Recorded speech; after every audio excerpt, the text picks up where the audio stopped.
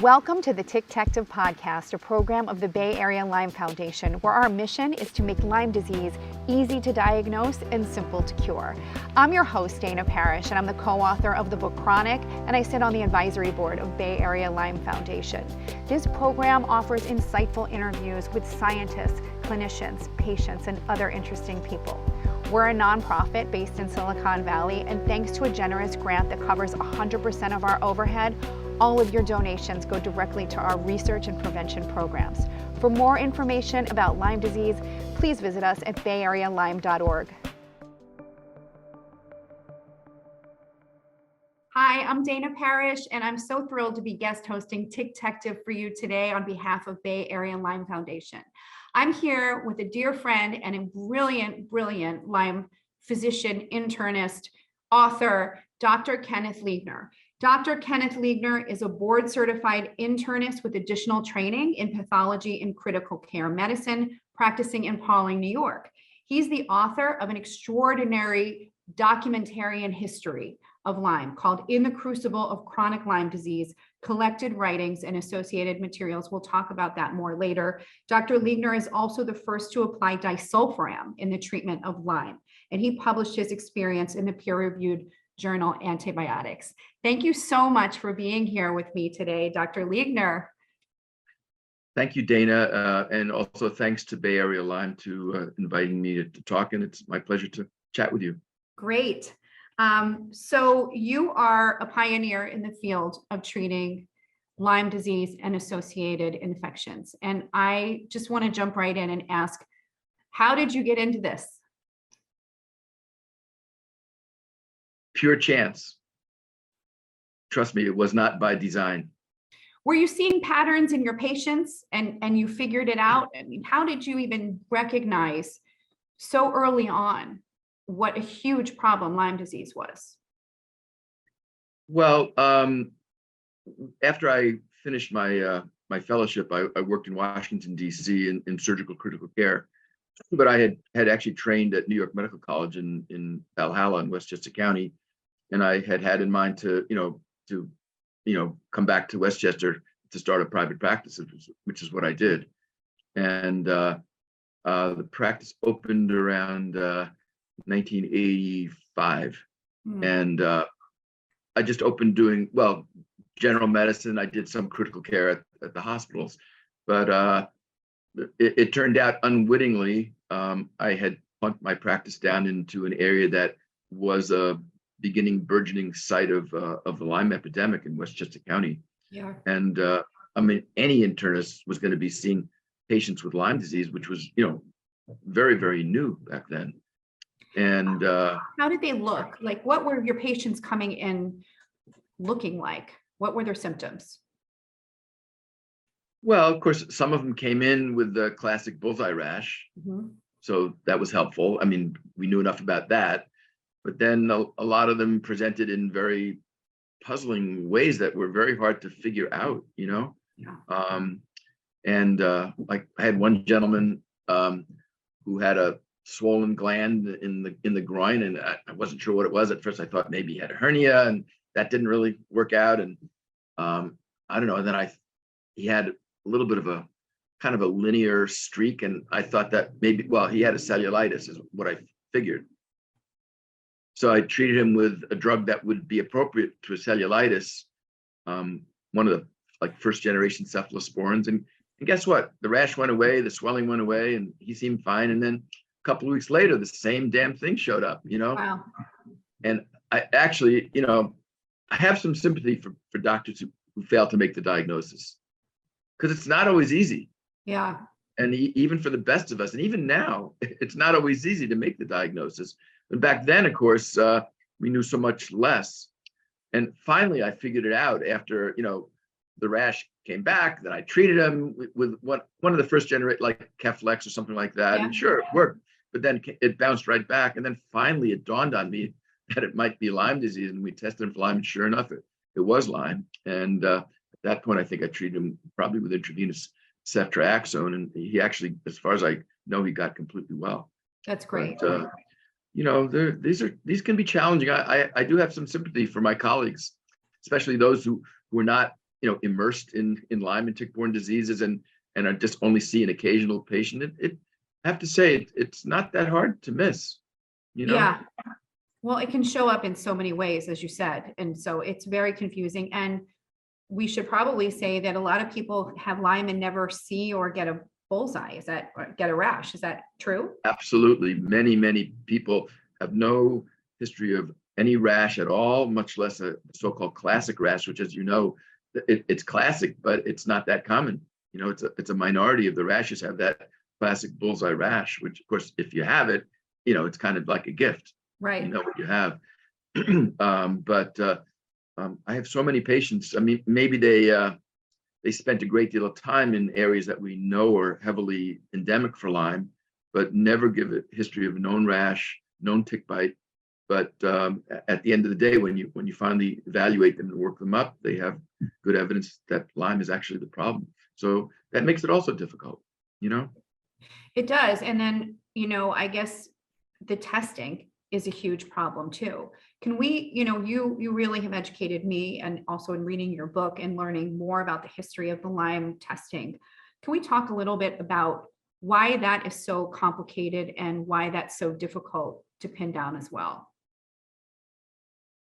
Well, as you know, the CDC has set their criteria for testing of what establishes a patient as a case. Mm-hmm. And more recently, they've gone to some lengths, which is to their credit, to emphasize that definition is intended for strictly epidemiologic purposes.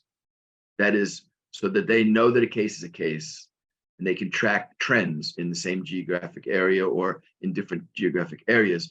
But for a long time, and I think the CDC made it less clear than it could have been, many physicians and, of course, many insurers used the failure to satisfy those criteria, which are very stringent, to vitiate a diagnosis of Lyme disease. And of course, from the insurer's point of view, they love that because they were able to deny reimbursement for treatment, for oral antibiotics and especially intravenous antibiotics. And that's still happening.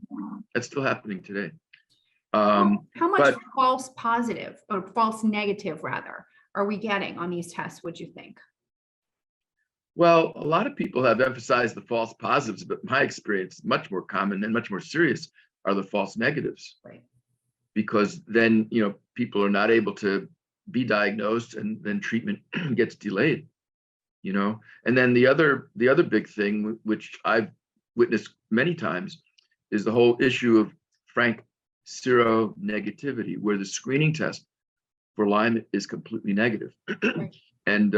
And what makes that even more tragic is the official recommendations of the CDC is if the screening test is negative, you don't go to that second step of the Western blot. And I felt that was wrong to begin with. So we've always shotgunned it and did both the screening test and the Western blot at the same time. And we usually use at least two different labs, two different good labs. Because you can't rely on a single lab, even a good lab. You can't rely on a single lab.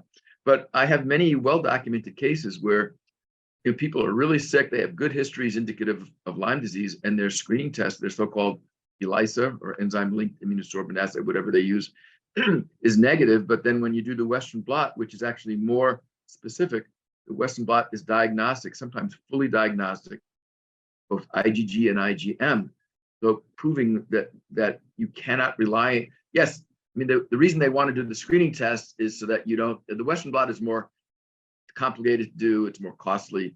So I guess as from a cost-effective point of view, they think, well, let's do the screening test first, and then if that's positive or borderline, then we'll do the Western blot. And that does seem to work in HIV, which is where that notion came from, because it's pretty reliable in HIV, but not with Lyme. What labs do you recommend? What labs do you use for your patients? Well, for a lot of the more general testing, I use, whatever the general reference lab, which could be Quest, it could be LabCorp, and they're very good for a lot of things, Sure. But when it comes to the tick-borne diseases, I pretty much almost always use Stony Brook. Yeah. ELISA and Western blot. And the nice thing about Stony Brook is if you ask them, but only if you ask them, they will tell you all the bands on the blot. Yes, not just, yeah, not just the CDC specific bans. And that can be very, very important because sometimes bans will show up on IgM, which always precedes bans showing up on IgG, and they often are very relevant, very pertinent, highly specific bans, you know? they are. And I'm not sure if you know, I think one thing that's important for people to understand that are new to this topic is that some of the really important bans are left out of the more standard tests, and were never put back in after the Lymerix vaccine was pulled from the market. So I think like before that, the Western blots were more inclusive of all these other bans, is my understanding. They made the vaccine, they took out some of those bans so they wouldn't react with the vaccine. Am I getting this right? And then Well, they didn't really have standard criteria for the interpretation of the Western blot until the Dearborn meeting in 1995 or 1996. And at that time, the CDC was very involved in the development of Lymerix, which is the original Lyme vaccine. Yep. And that depended on the antigen that they used was the protein's outer surface protein A, which is very conserved antigen in Lyme. And when somebody is vaccinated with that, they're going to have antibodies against outer surface protein A, which is a 31 kilodalton band. There was another vaccine which never made it to market, which I think relied on a different antigen. I'm not totally sure which is outer surface protein B. And I think the CDC believed at the time that those vaccines were going to be rolled out, that they would be successful, and that many people would be getting the vaccines, and then they would be showing these antibodies to the 31 and 34, and that would skew the interpretation because they've been vaccinated. But as it happened, the Lymerix was withdrawn from the market after a couple of years. I think it was on the market between about 99 and maybe 2001 or so. And then it was withdrawn. But the bans were never, put back into the criteria of the Western blot. And a lot of labs won't even report them, even if they're there. But Stony Brook will report them. And of course, the other lab that I use extensively is IGeneX for their tick-borne diseases testing. Also, another lab that I use is County of Sonoma Public Health Lab, and I use them for Babesia duncani antibodies. Oh, that's great to know. Well, that's the lab that was originally involved in the discovery of Babesia duncani. Can you talk, we haven't mentioned that yet. Can we talk a little bit about that infection and how common it is? Is there a way to tease it out from Lyme and other infections? What's your experience with Babesia? Well, yeah, Babesia duncani is a different strain. And originally was detected on the West Coast in Washington. It used to be called WA1. The first case was isolated in a Washington State man. And actually, the people who were involved in that work are very dubious that Babesia duncani exists in the East, and for good reason. The ecology that supports B. duncani depends on different cervids, different deer species that exist only in the West. So it would be sort of puzzling that it would be found in the East. However, myself and many of my colleagues have often found that patients who've never been west of the Hudson, much less the Mississippi, a lot of them were coming up with B. duncani. But then there's another complicating factor, which is really interesting. I don't know if you know John Scott. No.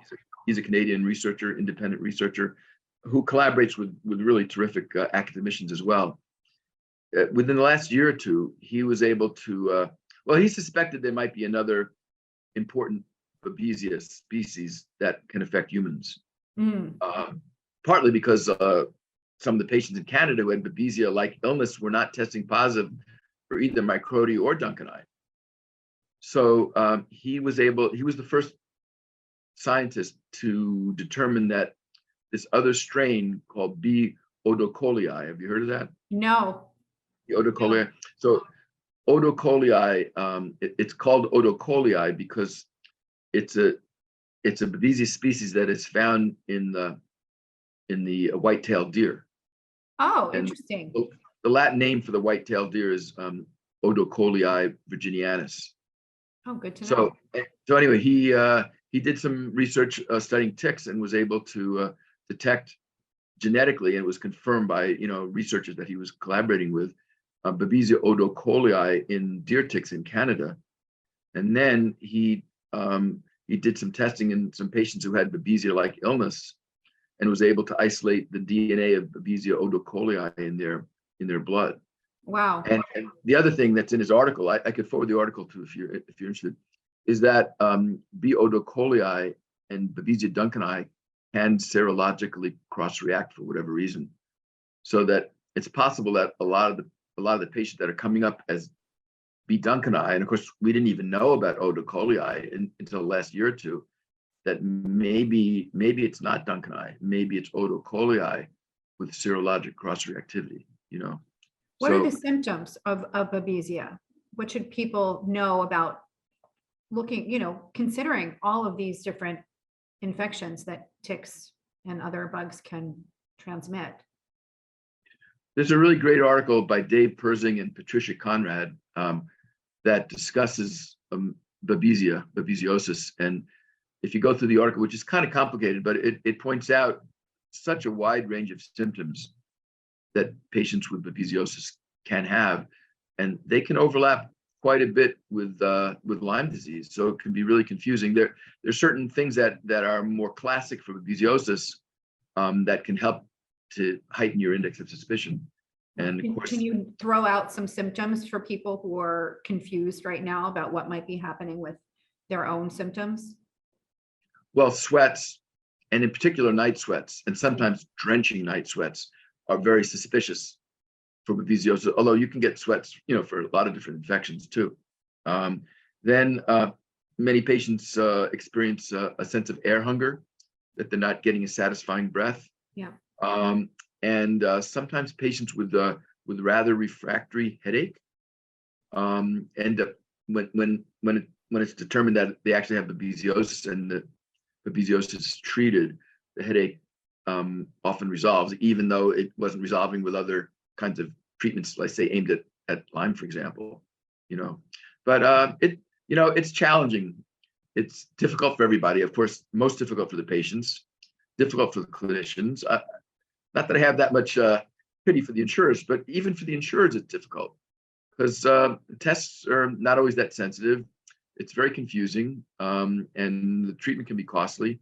So it's a challenge. I've likened taking care of patients with tick-borne diseases for the physician like playing 3 simultaneous games of chess against 3 different chess masters, your opponents. It's really like that. Yeah, I agree. I mean, I'm not a clinician, but I'm on the patient side of things, and I hear these stories 24 hours a day. And I talk to people like you who are treating these very, very complex, complicated cases. And I commend you, because it is the hardest job in the world. Honestly, I think it's like the hardest job in medicine is doing what you do, because you're flying blind so much, and you have to rule out so many things to figure out what's going on. And it takes a long time, and you spend lots of time with your patients, because you have to. It's not easy. It is very challenging. And there, obviously, as one spends time with the patients and also studying the illnesses and, hopefully reading extensively from the literature, which has grown and mushroomed tremendously, since the late 80s and early 90s. You have to try to put that all together. And there's a lot of very basic medicine things like, hey, taking a good, careful history. Yeah. And examining the patients and then following them over time. And also there's necessarily a degree of empiricism. Like, you're not always sure what the problem is. So sometimes one is forced to make your best guess, treat with what you think is most appropriate for the most pressing thing, and see how the patient responds. And if they're not responding, then maybe you have to rethink, what are you going after? What are you treating? Is that the right diagnosis? And so there's a certain amount of, it's not cut and dried at all. There's a certain amount of trial and error. Obviously, there's, I hate to use the term guidelines, and certain, general approaches, but every patient is different. And the treatment really has to be, I guess, keyword individualized for the patient. Not every patient tolerates every medication. So it's challenging. And the patients are very sick.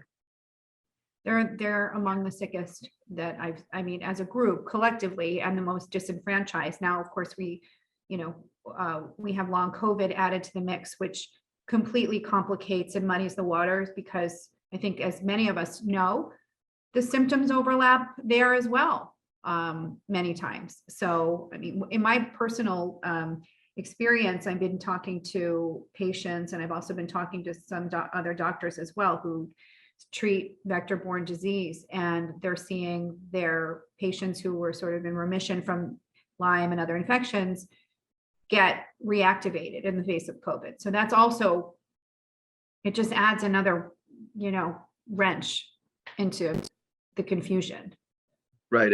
As if treating tick-borne diseases wasn't complicated enough, then you throw in, COVID and long COVID, which, as you know, it's becoming very common.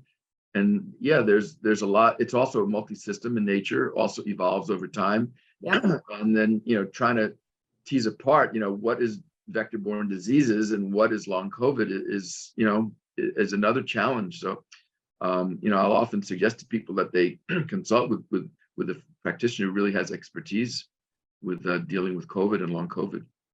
Yeah, and there are not many. I mean, the other thing that strikes me, and I was rereading parts of your book last night, which, again, we'll talk about that soon. It's so extraordinary what you put, the collection of documents that you put together. It's unbelievable. But latency, that's also something that I think is really important for people to know. With Lyme, with these vector-borne diseases, like me personally, I got a bite in July. I got the flu-like illness, and I wasn't really sick until October. I kind of that initial acute illness resolved. Again, we're seeing this in long COVID too, where people feel like they had a really mild or even asymptomatic illness, and then boom, heart failure, POTS, dizziness, chronic migraines, whatever it is. That's kind of what happens a lot. And I think it would be great to hear is that common? I mean, it happened to me, but do you see it as well? I think it is common. I remember one of my early cases many, many years ago. It's a woman and her husband. They were out on the East End of Long Island. She had a nymphal tick attachment on her earlobe, and it wasn't until at least 6 months later that she got sick. But then she got really, really sick. So the whole idea of latency is well recognized in spirochetal infection, including syphilis. So it shouldn't really be a surprise. And then the other thing is, we really don't know what the minimum inoculation of Lyme spirochetes is required to eventually result in illness. Yeah. So you might have a brief tick attachment, or maybe a small number of spirochetes that it takes a long time for them to multiply enough to cross a threshold where it's producing symptoms. And because often tick bites are unnoticed and the rashes don't occur, I mean, sometimes we don't know. Is it a month? Is it 6 months? People have been harboring it for even years before it becomes manifest. So it's complicated. It is. And you're making me think about congenital Lyme, and that new paper that Sue Faber and Dr. Charlotte Mao and a bunch of others just published. I mean, that's another thing where they're seeing kids born with, looking pretty healthy, and then a year later they have swollen knee, but they haven't been exposed to ticks as far as the parents know, all kinds of stuff like that too. It's a very complicated, muddy stew, basically. It's hard to I think those folks deserve tremendous amount of credit, especially Sue Faber, because this whole area is terribly important, and it has been very, very understudied.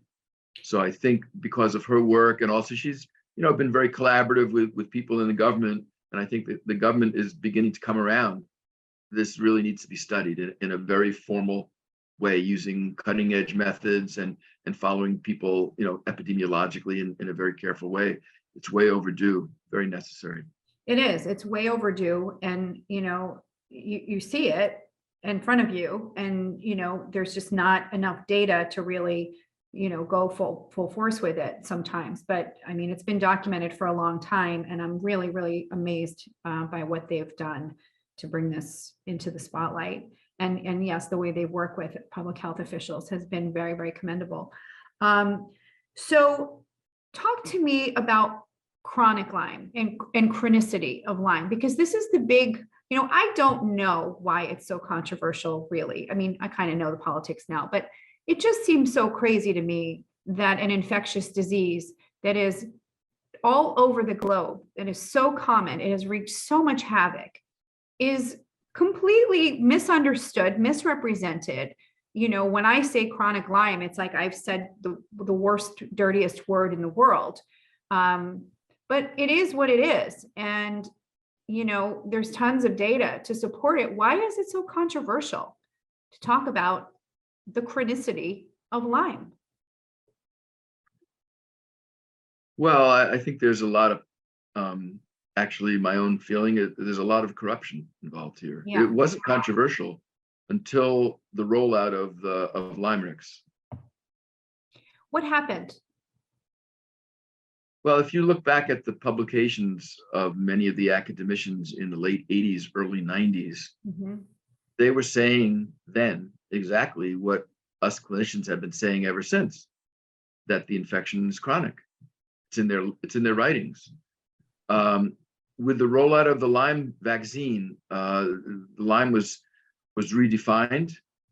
It was, and again, the ELISA and Western blot criteria had that very much in mind. Like, in order to have a vaccine, you have to have a criteria: who has it and who doesn't have it. Okay. And the other thing is, it makes it a lot easier to qualify a vaccine if you do not acknowledge the possibility of chronicity. I see. It would make it a lot more complicated to qualify it. And the other thing is, you can't allow the possibility of seronegativity, because then you don't know who has it, who doesn't have it. Right. So, so that was the defining moment that changed the definition of Lyme and resulted in what I think was a very, very destructive polarization. And I mean, the proof of it is, you can't say, chronic Lyme at point A, and then, like 2 years later, no chronic Lyme. Yeah. You can't acknowledge seronegativity, and all of a sudden there's no such thing as seronegativity. Yeah. Seronegativity. So personally, I think there was a lot of money on the line with the vaccine. There were a lot of patents. There's a commercial interests, and I think that corrupted the science, actually. And even now, in academia, you basically cannot utter the words chronic Lyme disease in academia. Yes. You can say post-treatment Lyme disease syndrome. That's okay, but you can't say chronic Lyme, and obviously that's what it is. I agree. And, I always say, I'm not going to mince words about this. We have to call it what it is, because the language informs treatment and it informs the clinician's understanding. And there are very few clinicians that really understand this. And the newer ones have all been taught that this is a fake disease that doesn't exist. I hear it all the time. If I talk about chronic Lyme on social media, I have people that understand what it is, patients and some doctors and some scientists. But a lot of the MDs write to me and say it's a fake disease. It's got to be something else. I've even said to a rheumatologist, well, how do you explain, like, for me personally, that I had I had heart failure from Lyme. I took more antibiotics. I had heart failure for 5 months, right? Seeing all kinds of doctors all over New York City. See a Lyme specialist, treats me, My heart failure goes away with antibiotics. Like, how do you explain that? And he said it was a coincidence. I mean, I don't even know how, the dogma, but also just the lack of common sense. Like, so you're telling me I can take 30 days of antibiotics or 15 days of antibiotics, and if I still have the same symptoms a few days later, it's something completely different. How does that make any sense? I don't even get how any. Well, there's really been systematic indoctrination, actually. It's even beyond propaganda. It's indoctrination. And that's why it's so hard. And unless you're actually, look, doctors can't know everything about every field, right? You just can't. Yeah. Medical knowledge is just too vast. So unless you're actively involved in taking care of these patients and witness this with your own eyes, and also not to fail to mention, there are hundreds of articles by excellent scientists around the world documenting in completely unequivocal ways that this infection can survive antibiotic treatment. Yeah. In animals, in humans, by very credible people. So like, it's just absurd. It is. To try to maintain that there is, I mean, when we're talking about chronic Lyme, we're talking about a lot of times we're talking about people who have been treated, but who relapse and are sick in the same way or similar way that they were when they first got the illness. And again, there's like overwhelming data that this is a bona fide thing, that the infection, and now we know, the mechanisms a lot better, how, the Borrelia can survive treatment with antibiotics. So what I was saying is, if you're not involved, most doctors, unless it's their field, they defer to the authorities, right? Like, I'm not a world-class expert on thyroid disease, so I would defer to an expert on that. Sure. But what happens if the experts are wrong? Yes. And their being wrong is not just an honest disagreement, but is influenced by commercial influences. I'm seeing the same thing in COVID and long COVID. I always say it's the same playbook. It's really exactly the same. It was predictable that this was going to happen. When COVID first emerged, it really was that some version of this. And now there's 300 studies or more documenting the chronicity of COVID, and there's still people calling it post-viral. Still NIH uses language that misinforms. It's very, very hard to watch. It's very hard to watch. I was so impressed by your recent feature in this fabulous documentary that's coming out. It's been all over the news because they've been winning every award at all these film festivals. It's called The Quiet Epidemic. Can you talk a little bit about just your role and just some of the information, the case that you talked about? I really am excited to talk to you about this. Well, I think Lindsay Keys and Winslow Crane Murdoch, they deserve a lot of credit. Yes. Because they took on a very difficult project. I don't know if you know the backstory. They were both ill with Lyme, and I guess they both had a background in film. And I think Lindsay told like one of the nurses at the doctor's office that she would like to do a documentary on Lyme disease because she was affected herself. And the nurse said, "Oh, by the way, we have another young patient who's also a filmmaker. Would you like to be introduced?" And so they introduced them, and they decided to work together. I have a feeling they had no clue what a challenging project they were taking on. And like 7 years later, there's the film. But in the meantime, so they suffered themselves from Lyme, and also think about it, they're schlepping all over the country, all over the continent with their India, with their film equipment and everything while they're sick. Yeah. And trying to get better. And what the nice thing that what they achieved, I think, is in a very nice way, they integrated a lot of the science, a lot of the controversy with very human stories that I think affect the viewers on an emotional level. That's not an easy thing to accomplish. Yeah, no, they did an extraordinary job. And I should mention Bay Area Lyme was a big supporter and proponent of that film and helped to fund it, along with many others, the Cohen Foundation. Yeah, I love the two of them, and I think they did a beautiful, beautiful job. And I really loved that you were in it. And can we talk a little bit about, you have a very, very famous case. When I was starting to gather materials to write Chronic with Dr. Stephen Phillips, one of the cases we kept coming back to was your case with Vicki Logan. I remember reading about it in the New York Times, going through archives when I first got Lyme, and being absolutely blown away by this extraordinary case and the efforts that you went through to help her, to save her. You fought for her. Can we talk a little bit about Vicki? Well, Vicki was an extraordinary person. She was actually a pediatric ICU nurse.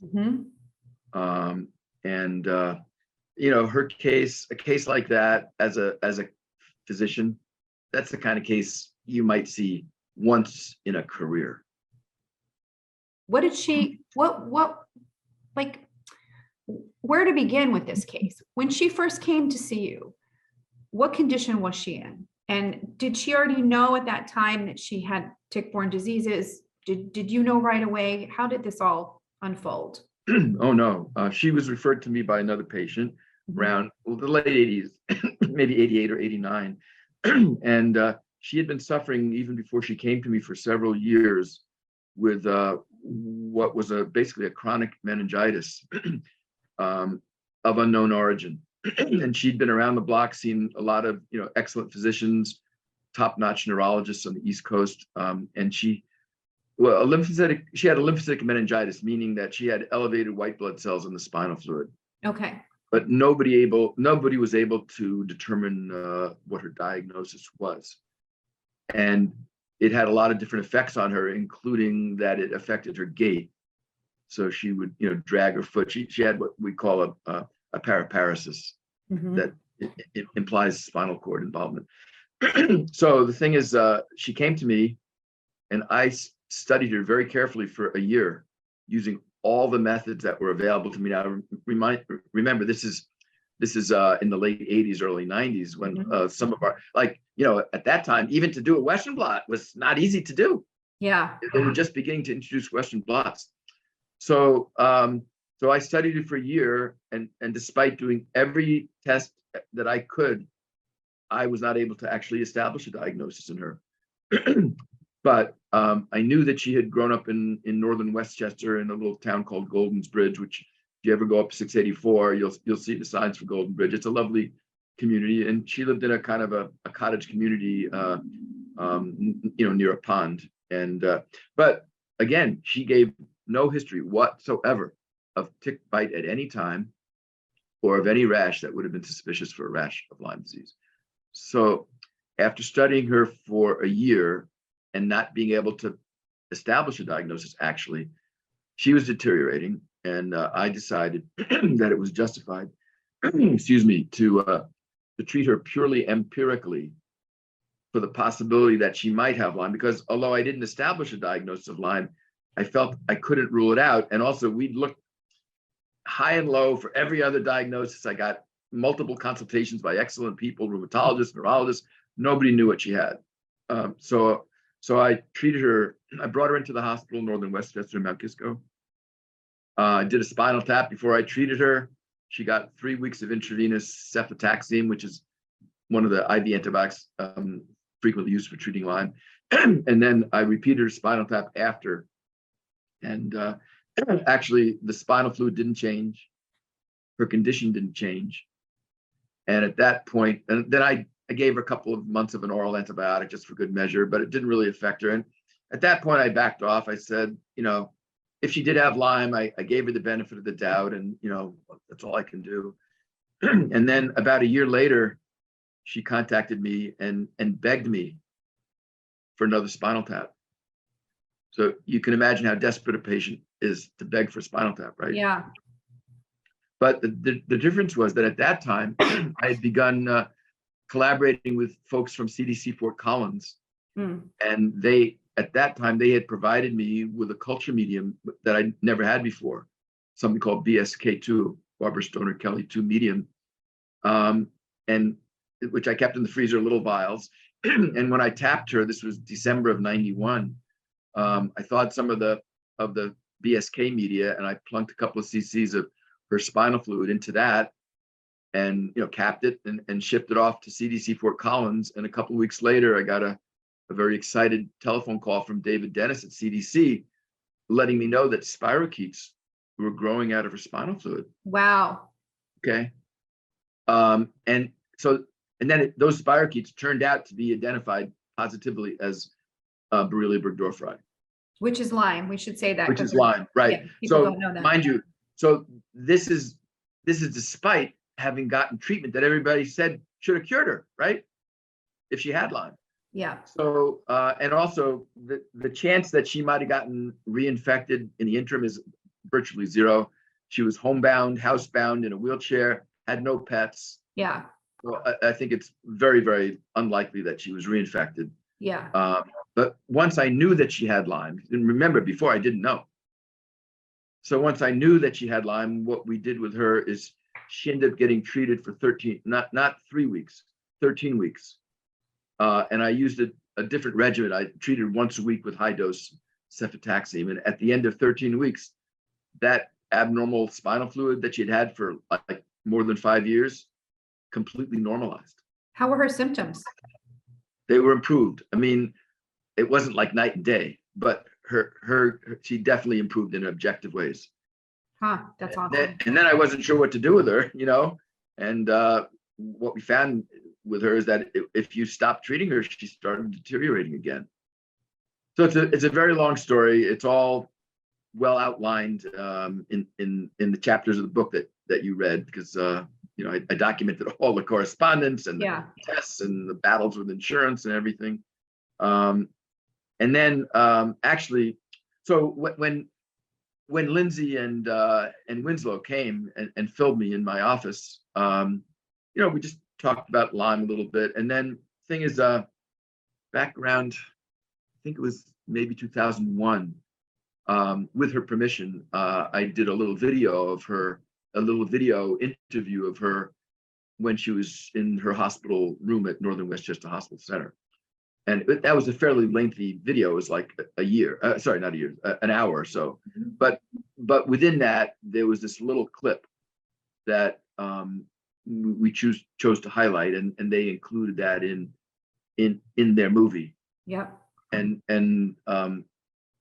Vicky, to her credit, I don't know the exact words, but something like, she hoped that what happened to her would benefit others who wind up in the same situation. And, that same spirit, it was also very much spontaneously reflected by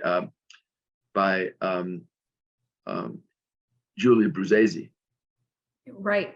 Who was also, a major subject in the movie. Why did she agree to participate? Yeah. She wanted to try to help others and move the conversation forward. Yeah, she's a wonderful girl. She's a wonderful girl from a great family. Yes, incredible family. That's So for sure. So dedicated to her. They're incredible. And they still manage to be fun and funny and spirited. And with all they've been through, they always show up. And I really love them. So what happened?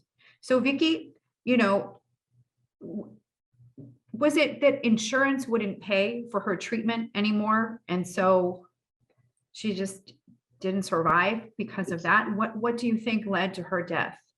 Well, it's actually quite a complicated story, and her whole story has not really been fully told, like in the media. Yeah. I mean, there's aspects or sequences that deal with her in the quiet epidemic. And also, I don't know if you know that. Do you know Noni de la Pena? Yes. Well, through you. Yes, I know of her. Well, Noni de la Pena is a very experienced, cutting-edge filmmaker. Mm-hmm. has had a lot of influence in the field of filmmaking. Mm-hmm. And also, I pointed out to you, which you didn't realize. Remember that fantastic article on Lyme disease in Newsweek in, I think, 1989? It was a cover story. I know it by heart. Yes, I do. I mean, the amazing thing about that story in 1989, they got it exactly right. Exactly right. People should find that article. I've posted it a number of times on Twitter and on Facebook. I don't know. I have it archived. I have it on a like in a Google Doc. I'm not sure if you can just Google it and find it, but it is. I have a PDF. I scanned it and I have a PDF. Yeah, that's probably what I have. Your version of it. But the reason that I mention it, to my surprise, who's on the byline for that article? Noni de la Peña. Right. So the reason I mention it is she got a grant from Kim Cleworth. Yeah. To take a topic and do an in-depth VR virtual reality piece, and she decided to do it on Vicky. Amazing. And that debuted at the Tribeca Film Festival, within the year. Very, very interesting piece, but because it's VR, you don't know how wide a distribution that's going to have. Right. But so she told it in depth, but she didn't tell the whole story. There's so much more to the story. That is actually, it's best outlined in a comprehensible way in the letter that I sent to my then U.S. Congressman Chris Gibson, which was a 42-page letter, but it wasn't all about Vicky. But there's maybe less than a dozen pages that explains exactly, what Vicky's story was and what happened to her. Yeah, it was. I mean, what I know about it and what I've read about it and talked to you about is one of the most extraordinary stories I've ever heard. Let's talk about treatment. And you were a pioneer in discovering disulfiram for the treatment of Lyme disease. How did you come upon that? And how did it go? It's been a couple years now. So what do you think now? Well, I can't take credit for discovering it because, or its utility in Lyme. It was the work of Jayakumar Rajadas. Yes, I'm sorry. I said you were the first clinician to pioneer it. So I was the first clinician to apply it in patients. Yeah.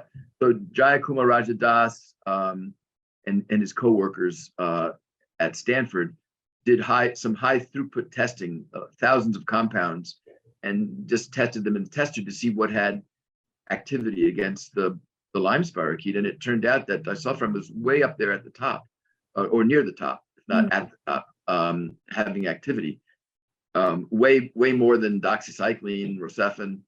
So, but that was published in an article, kind of a little bit of an obscure journal, and nobody really paid all that much attention to it. And then at the first Lyme Mind that was held at Mount Sinai, again, that's sponsored by the Stephen and Alexandra Cohen Foundation.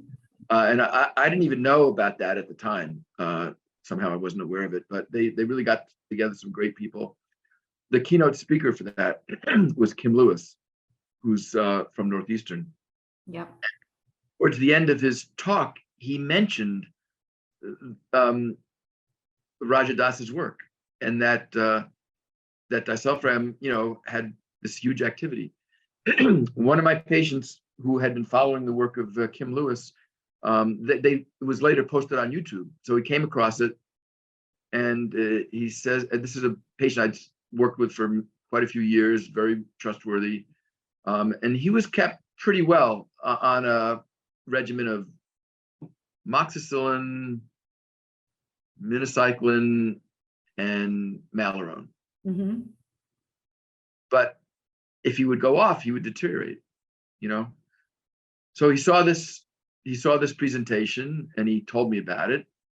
So I viewed it, and I was already familiar with the paper. I guess I reread it, and then I'd never used disulfiram because I just had no occasion to use it. It's a drug that has been used mainly for treating alcoholism. Yeah. Which is not my field. So, I knew that it existed, but I had never used it. So I looked up about it, and I don't know. It was at the patient's request. I never would have suggested it to him, to the Yeah. patient. The patient requested of me, would I let him try it? And after thinking about it, and it's a drug that's been used for decades and generally safe, although it does have some potential toxicities, I allowed him to try it. And it's a long story. It's outlined in the articles that they were published. Yeah. There was the first article, the first 3 patients published in MDPI antibiotics. And then we published another paper a little bit later, reporting on our experience with another 60 or 70 patients. But anyway, the first 3 patients that we used it on, bing, bing, bing, it was like dramatic improvement. And these are tough cases. These are not easy cases. So that influenced me to publish on it. And of course, with that, it has gotten a lot of attention. It is a drug that has to be used with care. And it's not something I just throw at people willy-nilly. It's got to be the right person in the right way. And if you're going to use it, you have to be really familiar with the drug, and you have to follow the patients carefully. And even today, we're still trying to figure out different ways in which it can be used. Yeah. It occurs to me it should not be the first line of defense against Lyme. I'm not using it that way. I'm not using it as a first line. I mean, first of all, it still is relatively new. I would not say it's, quote, the standard of care, Yeah. And, is it getting people durably better? Now that you've had a couple years with it, do you see, are there patients that have gotten well with it that were intractable before that and don't need to come see you every, 3 or 6 months anymore? Yes, but I don't ever tell them to expect it, nor do I declare that they are, quote, cured, because I don't know. All I know is that there's a subset of those who are treated, but not everybody, who seem to get substantially better or well, and where they don't need to see me for years at a time. So I think it's very potent, but again, it has certain toxicities that can be quite serious, even fatal. Yeah. Or resulting in irreversible neurologic injury. So it's got to be, you have to be judicious in who you use it. People need to be fully informed. And then as a clinician, you are obliged to follow them carefully and be vigilant. And usually some of these complications, if you recognize it, what you need to do is stop the drug. Right. And usually, but not always, usually those adverse reactions will reverse. Yeah. But even then, you can't even say that. You always know that they're going to reverse. So it's tricky. It's potent, but it has to be used with care and judiciously. Yeah, I've heard some really remarkable stories for sure. I've heard some remarkable recovery stories. Early on, when you were first using it, people were just that were languishing for years, trying different things. We're getting improvement finally. And well, the thing about it is, it's cheap as borscht. Relatively speaking, yeah. Compared to, like intravenous Rocephin, which is expensive, inconvenient. Yeah. It also has risks. Yeah. So to me, it's just another tool in the toolbox. Yeah. Well, it's great. And you can't have too many tools, and we need more. We need more tools in the toolbox. We need more, and but it's great that you found that, and that it's helped a subset of your patients, and other people have gone on and adopted it and have helped some of their patients. So, we need more innovation, of course, but, thank you for that. I would say, what my hope is now is that all this long COVID research will inform chronic Lyme. Do you think that might happen? Is there hope on the horizon for chronic Lyme patients in light of all the awareness now of what a chronic common infection can do? I think there's going to be some synergy there. Mm-hmm. But I think really in order to solve the problem, you really need to acknowledge it for what it is. Yeah. And that's why I reiterate, it's important to acknowledge chronic Lyme, the infection. Okay. Yeah, there can be other elements. It can be neuroautoimmune components for sure, or maybe even post-infectious in some people. But for many people, it's the infection. And if you don't acknowledge that, then your research for treatment is going to be, misaligned. You need to find a way to definitively deal with the infection. And of course, the hope and the goal would be to find something that is curative, that's absolutely curative, eliminates the infection completely unless you get reinfected. That, to my mind, that should be the goal. That should be where the effort should be directed. And also the other thing that's important is to have a definitive direct detection test that's qualitative as well as semi-quantitative, that can help us to know the status of the infection and also the response to treatment in an objective way. That's been lacking. Absolutely. I love this quote. It's your quote. And I remember the first time I read it, I almost fell off my chair because it just kind of says it all. So I'm going to read it.